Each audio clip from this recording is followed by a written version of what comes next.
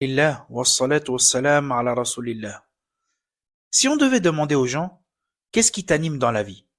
Qu'est-ce qui te fait avancer? Pourquoi tu te lèves chaque jour et tu fournis autant d'efforts?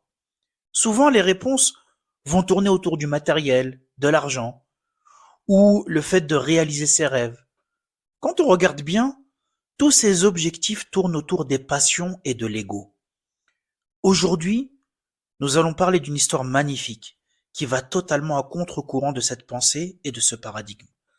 À travers ce récit, nous allons découvrir un compagnon qui incarne pleinement la valeur la plus essentielle chez le musulman, al-haq, la vérité. Ce compagnon n'est autre que Salman al-Farisi, radiyallahu anhu, qu'Allah soit satisfait de lui, que l'on peut traduire par Salman le Perse. Subhanallah, Salman al-Farisi, il va sacrifier tout ce qu'il possédait pour atteindre la vérité. Sa famille, son confort, son pays et même sa propre liberté. Il est l'exemple du chercheur de la vérité qui n'hésite pas à confronter les différents points de vue pour atteindre la certitude. Comme son nom l'indique, Salman est d'origine perse. Il vient d'Ispahan, qui est actuellement en Iran, d'un village qui s'appelait Jayyan. Son père était un notable riche qui faisait partie des dignitaires religieux. Comme son peuple, Salman était mazdéen, c'est-à-dire un adorateur du feu. Dès sa jeunesse, Salman était vraiment appliqué dans la religion de son peuple, au point où il est devenu le gardien du feu sacré. Donc en fait, il devait faire attention à ce que ce feu, qu'il considérait comme étant sacré, ne s'éteigne pas en l'attisant. Un jour, son père l'a envoyé en mission dans une ferme qu'il possédait et qui lui procurait beaucoup d'argent parce qu'en fait, ce jour-ci, son père était occupé. Salman, il est parti et sur son chemin, il a vu une église chrétienne. C'était la première fois qu'il voyait ça. Parce qu'en fait, d'habitude, son père ne le laissait pas sortir du village. C'était un père vraiment très protecteur. Salman, il a été intrigué. Il est rentré dans l'église, il a vu les prières et la ferveur religieuse de ces chrétiens, et Salman, il s'est dit, cette religion, elle est meilleure que la mienne. Sa fitra, son cœur, sa conscience a remarqué en fait que le christianisme était meilleur que le mazdéisme. Salman, curieux, il est resté discuter avec eux, imaginez-vous, jusqu'au coucher du soleil. Tellement qu'il en a oublié d'accomplir la tâche pour laquelle son père l'avait envoyé. À la fin de la discussion, Salman leur a posé une dernière question à ces chrétiens et leur a dit, d'où vient cette religion? Où est la source de cette religion pour que je puisse m'y rendre? On lui a dit, le Chem, c'est-à-dire la Grande Syrie. La nuit tombée, Salman est rentré chez lui en trouvant son père inquiet, et Salman, il lui dit tout. Il lui raconte ce qu'il avait découvert. Une religion, le christianisme, qui était meilleure que la leur, le mazdéisme. Et qu'il avait totalement oublié d'aller à la ferme parce qu'il avait discuté avec eux toute la journée. Son père, qui était très attaché aux traditions, il a essayé de le convaincre du contraire. Non, notre religion, elle est meilleure. Mais voyant que Salman n'était pas convaincu, il a décidé d'utiliser la manière forte et il l'a enfermé dans sa chambre pour l'empêcher de sortir. Suite à cela, Salman a réussi à prendre contact avec les chrétiens qu'il avait rencontrés en leur expliquant qu'il s'était converti, donc qu'il avait embrassé leur religion et qu'il souhaitait se rendre au Chem.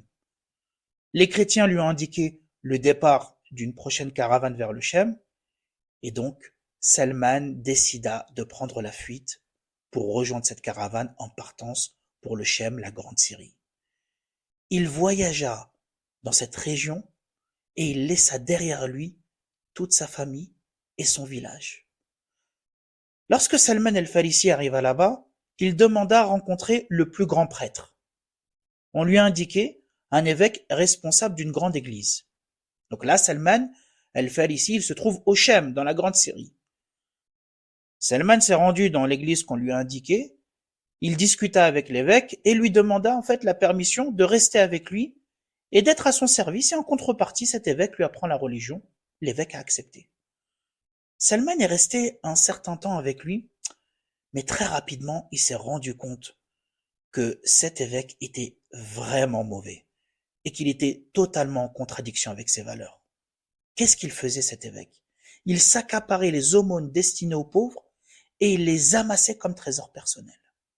Quand il a vu ça, Salman el-Farisi, il s'est mis à le détester. Peu de temps après, l'évêque décéda. Lorsque les gens ont voulu procéder à son enterrement, imaginez-vous, un enterrement digne d'un chef religieux, Salman leur indiqua la vraie nature du personnage. Il leur a dit, en vérité, c'est un voleur. Les gens lui ont dit, quelle est ta preuve? Et Salman leur montra là où il cachait l'argent volé. Lorsque ces gens se sont rendus compte de cela, ils ont décidé de le crucifier et de lapider son cadavre. Par la suite, on désigna un autre homme à la tête de cette église. Cette fois-ci, c'était une personne pieuse, ascète, dévouée dans la religion. Il resta avec lui un certain temps.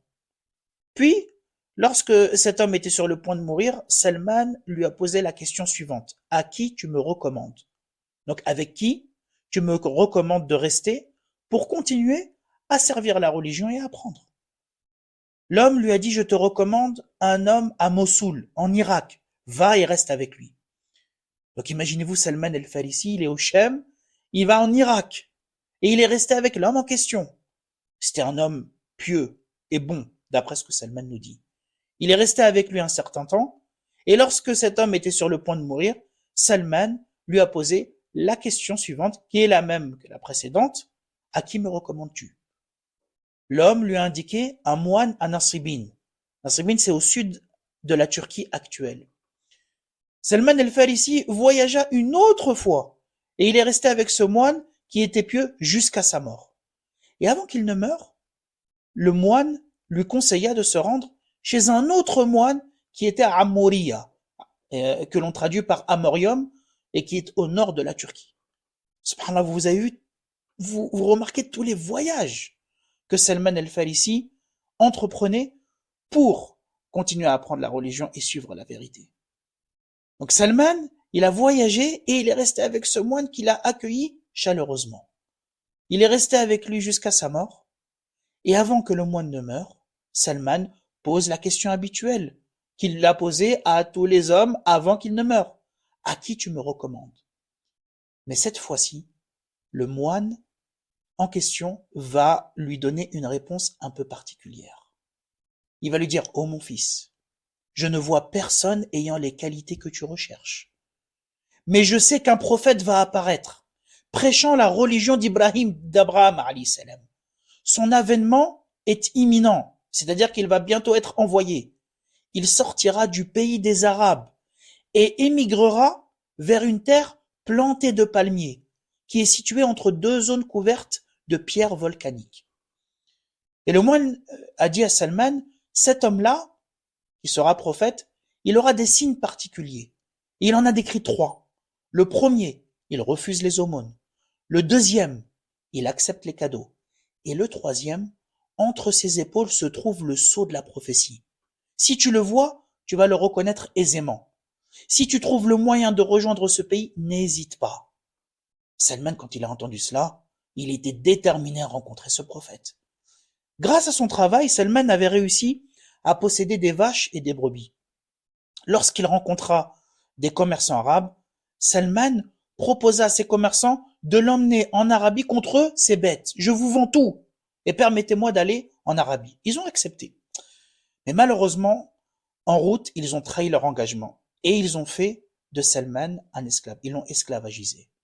Et ils l'ont vendu à un juif d'Arabie, donc qui vivait dans la péninsule arabique. Et ce juif-là l'a lui-même vendu à un juif de Médine. Et quand son nouveau maître, donc le juif de Médine, l'emmena pour la première fois à Médine, Salman s'est aperçu de la description que le moine lui avait faite. Des palmiers, entre deux zones volcaniques. Et là, il s'est dit, ça correspond à la description que le moine m'a donnée. Et là, l'espoir de trouver ce prophète a rejailli. Et un jour, alors que Salman entretenait une palmeraie pour son maître, il a entendu son maître discuter avec son cousin, qui lui disait, donc ce cousin il a dit au maître de Salman, maudits soient les Haus et les Khazraj. Les Haus et les Khazraj, ce sont les deux principales tribus de Médine qui étaient polythéistes. Donc il a dit, maudit soit-il. Ils se sont rassemblés à Quba. Quba, c'est la banlieue de Médine. Et là où le prophète sallallahu alayhi wa sallam va bâtir la première mosquée. Ils se sont rassemblés à Quba autour d'un homme venu de la Mecque qui prétend être prophète. Quand Salman il a entendu ça, il a tremblé en descendant précipitamment de l'arbre et il a demandé instinctivement au cousin de son maître de répéter l'information. Son maître qui le méprisait, il l'a frappé violemment, il a dit retourne au travail. Pourquoi tu t'intéresses à ça? À ce moment-là, Salman n'avait plus qu'en tête de rencontrer cet homme et de vérifier sa description si elle correspondait ou non à ce que le moine lui avait dit. Il est parti auprès du prophète sallallahu alayhi wa sallam alors qu'il se trouvait avec ses compagnons. Et là, Salman, il leur a présenté un sac de dattes en déclarant que c'était une aumône. Il a observé le prophète sallallahu alayhi wa sallam. Et le prophète, il a donné les dattes à ses compagnons et il n'en a pas mangé. Salman s'est dit en lui-même, voilà, et voici le premier signe. Une autre fois, il a apporté des dattes en déclarant que c'était un cadeau. Et il a vu le prophète sallallahu alayhi wa sallam en manger avec ses compagnons. Et là, Salman, il s'est dit, c'est le deuxième signe. La troisième rencontre était à Al-Baqir, pour l'enterrement d'un de ses compagnons. Al-Baqir, c'est un cimetière où sont enterrés de nombreux compagnons. Et là, Salman, il s'est faufilé, il a essayé de regarder le haut du dos du prophète sallallahu alayhi wa sallam pour voir le sceau de la prophétie que le moine lui avait décrit. Lorsque le prophète sallallahu alayhi wa sallam a vu Salman, il a compris immédiatement son intention. Il a enlevé son manteau pour que Salman al-Farisi puisse voir le sceau de la prophétie. À cet instant, Salman a été pris d'une grande émotion. Il a pleuré et il a embrassé le prophète sallallahu alayhi wa sallam. Le prophète a été touché. Bien évidemment, Salman al-Farisi a déclaré immédiatement qu'il attestait qu'il n'y avait de Dieu qu'Allah et qu'il était le prophète. Et le prophète sallallahu alayhi wa sallam lui demanda de lui raconter son histoire. Il l'a raconté au prophète sallallahu alayhi wa sallam et aux compagnons qui ont été subjugués par cette histoire et par sa conversion. Le prophète sallallahu alayhi wa sallam incita ses compagnons à aider Salman à le libérer. Ce qui a été fait avant la bataille d'Al-Ahzab, que l'on appelle la bataille des coalisés ou la bataille d'Al-Khandaq, qui est la bataille du fossé, qui s'est produite en l'an 5 après la Hijra, après l'émigration du prophète sallallahu alayhi wa sallam. C'est la première bataille à laquelle Salman al-Farisi participa, et d'ailleurs pour laquelle il s'est distingué, puisque c'est lui-même qui a conseillé au prophète sallallahu alayhi wa sallam de creuser un fossé au nord de Médine pour protéger la ville des gens qui ont attaqué les musulmans. Cette histoire, elle est remplie d'enseignements.